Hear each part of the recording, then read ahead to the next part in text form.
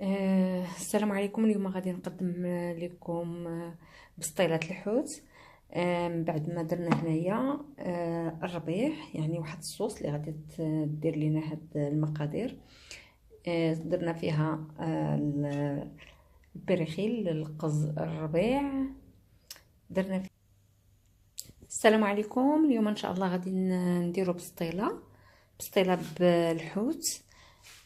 غادي نديرو الصوص، يعني غادي نطحنو عندنا هنايا المعدنوس، وغادي نطحنو معاه عصير نص حامضه، يعني في عصير نص حامضه. غادي نزيدو معلقه كبيره ديال صوص طوماط، ونزيدو الهريسه كذلك، يعني حدا المعلقه.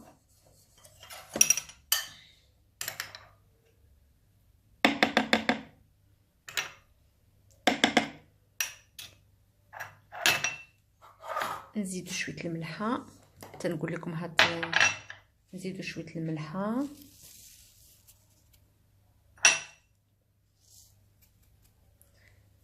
نزيدو الكورنيشون، تيجي غزال، جربوه. هاد اللمسه الصراحه جربتها ديالي، يعني جربتها وجات رائعه، كتجي زوينه بلا ما نقطعوه ونديروه في سميتو، كيجي غزال. طبعا الحوت تيحتاج الكمون، نديرو الكمون بلاتي نحلها.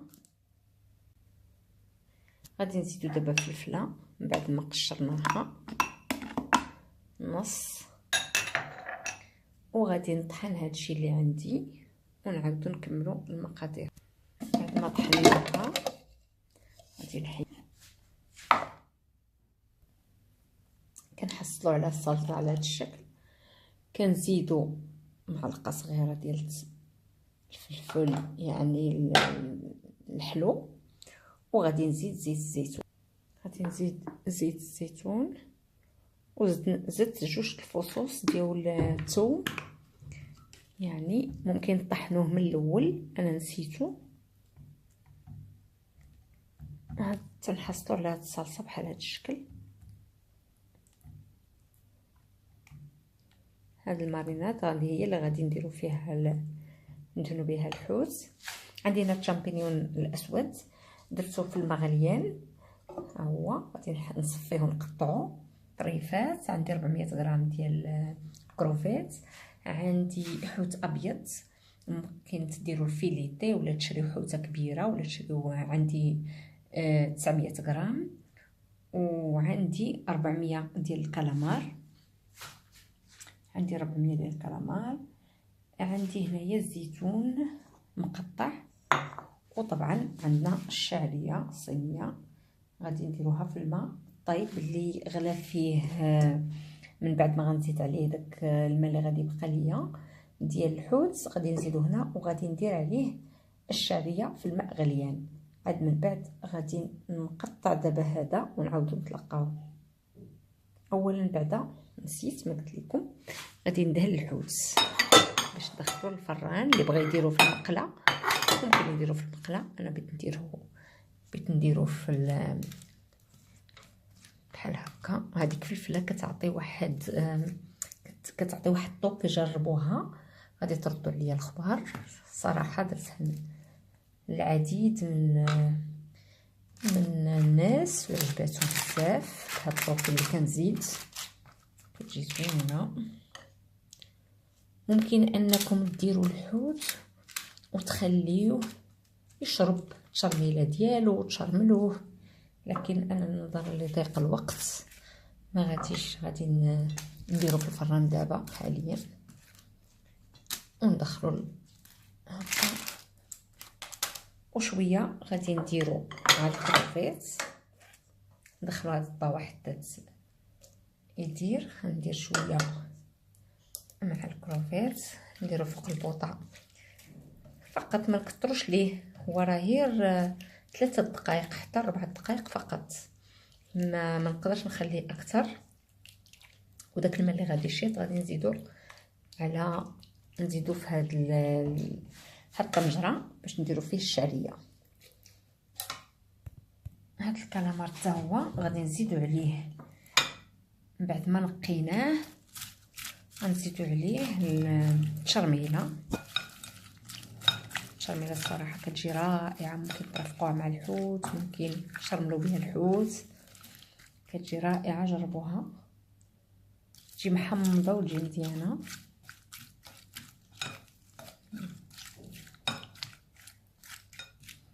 نخليها هكا. والكروفيت نقيوه، لان رغم ذلك تيبقاو فيه دوك القشيرات، نقيوه وحده وحده كنصحكم، لان بزاف الناس الا ما نقيتوهمش تاكل وتتلقى فيه شي حويجات بحال هكاك. اذا كنتمنى انكم تنقيوه.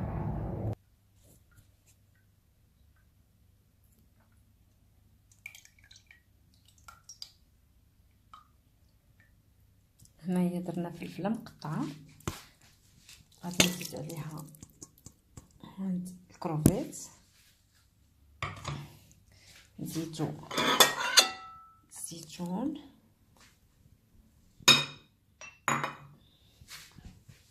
وغادي نزيد الشامبينيون الاسود، ونزيد عليه الكالامار من بعد ما شحرته حتى هو.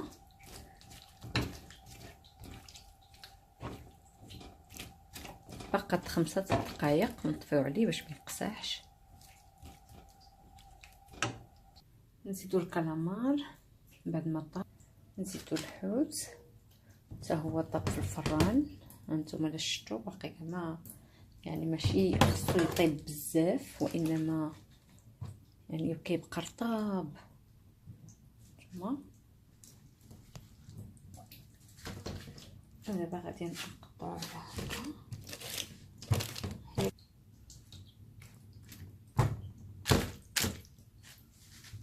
غادي نديرو انا في الشبكه باش يتقطر ليا منه هاد المرق.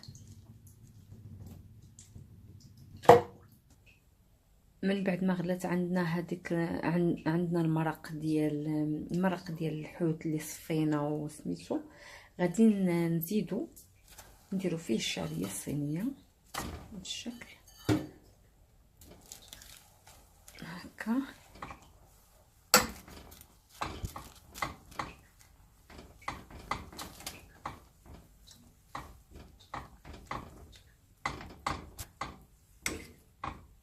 صافي ونطفيو ونخليوها بهاد المرق. من بعد غادي نصفيوها.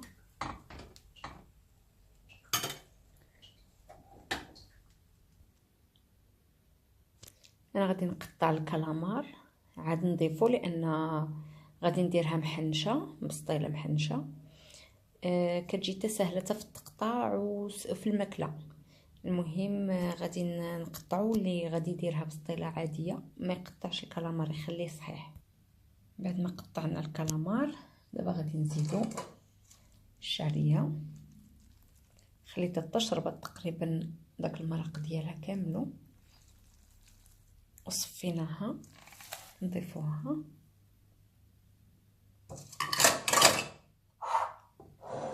ونخلطو،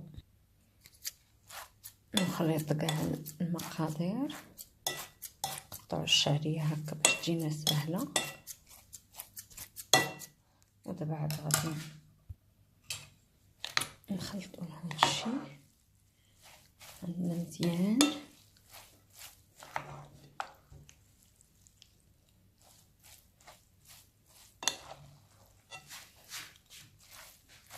نخلطو هادشي مزيان. حقيقة مكاين ما احسن من اليد اللي كتحكم فينا هكا. تخلط عندنا كلشي. غادي نضيفو دابا الحوت. نضيف عندي الحوت ونحاول نفتتو هكا،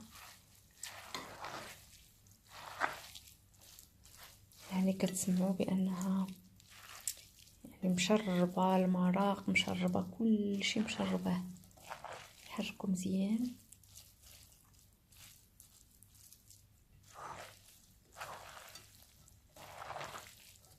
دابا عاد نذوقوا شنو خصنا. المهم زدت اللي بغيت نقول لكم انني زدت واحد البكيه صغيره ديال الشعريه لانني جاتني قليله، جاني الحوت كتير بزاف. انني زدت من بعد ما خلطنا عندنا الخليط بحال هكا، غادي نوجدو الصينيه ديال البسطيله، نديرو فوقها الورق والزبده الزيت، وعندي هنايا الخليط، عندي الورقه. انا غنستعمل هاد الورقه، ممكن تستعملوا الورقه التقليديه.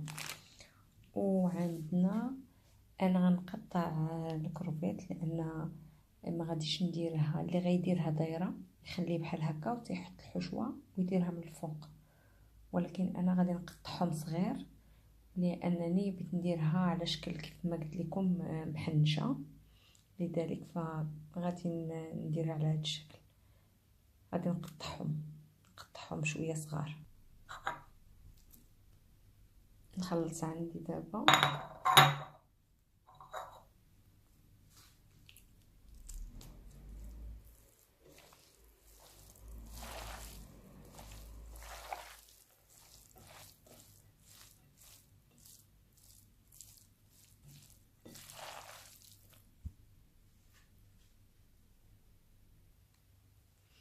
من بعد ما سرحنا الورقه على هذا الشكل هكا،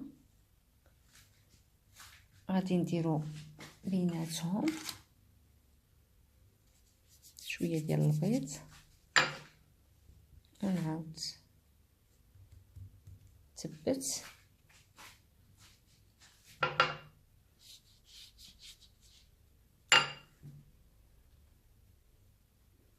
فقط في الجوانب. كنسرحو يعني تقريبا، انا سرحت نشوف شحال من وحده، يعني عندك وحده جوج 3 4 5 6 7، سرحت 7 دابا كاملين. غادي ندير لهم البيض، كندهنو شويه بالزبده وورقه كاملها، تكون بحال بوماده ماشي ضروري هكا شويه. ودابا ندير الخليط هكا، نحاول نحطو كل حاجه منها شويه، نمشيو على الطول حتى الاخير وتنرجعو تنشوفو واش خاص ولا لنا هكا طويل كاملو.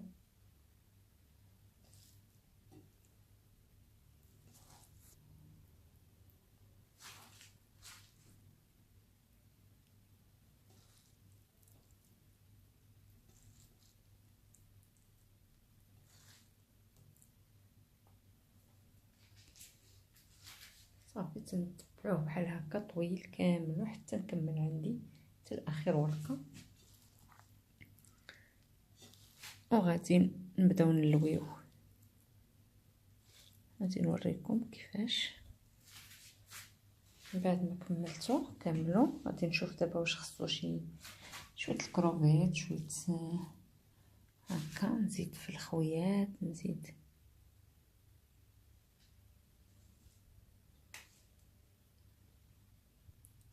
غادي ندخلوها على الحشوه هكا من التحت ونتبعو، ما نزيروش بزاف باش ما يتقطعش لينا، تنكملوه كاملو. من بعد غادي نشدو هاد هكا، غادي ندخلوها لداخل ونلويو نكمل. من بعد ما ساليناها على هاد الشكل انا زدت هنايا واحد جوج، بغيتها كبيره، زدت جوج باش نزيدهم، زدت جوج ورقات عمرتهم ورويتهم باش غنزيدهم نكمل بهم باش تجيني كبيره.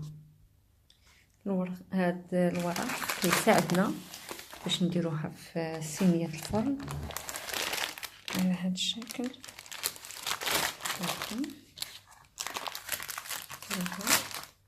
انا كتجيني على قد الصينيه كامله باش كتجيني كبيره هكا. اذا باقي الا لاحظتوا باقي خاصني هاد الجنب، غادي نزيد فيه هادي، نزيد هادي هكا. تبت هادي، تبت هاد القرن بالبيض. كنحلو شويه هاد الجهه، نحلوها على هاد الشكل، ندخلو، ندير شويه ديال البيض، ندخلها، ندير شويه ديال البيض هنايا في هاد القلب ونثبتها.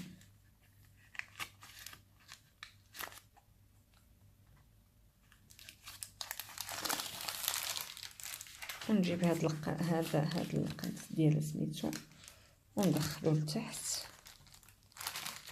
وكتجينا بلاتي